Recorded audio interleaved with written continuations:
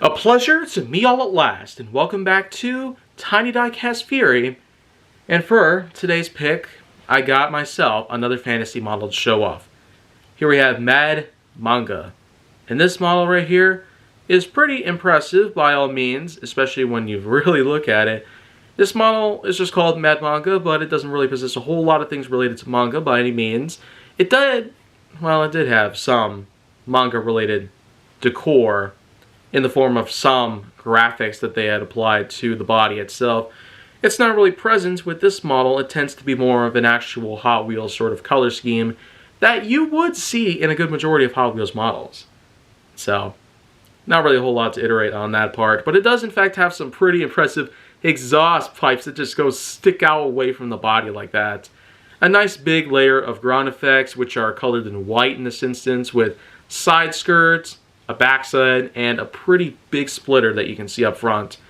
And I can't really be sure of it, but it's supposed to be one of those that you could fold upwards so it can go into loops. Doesn't really seem to be that way, but that's alright, I guess.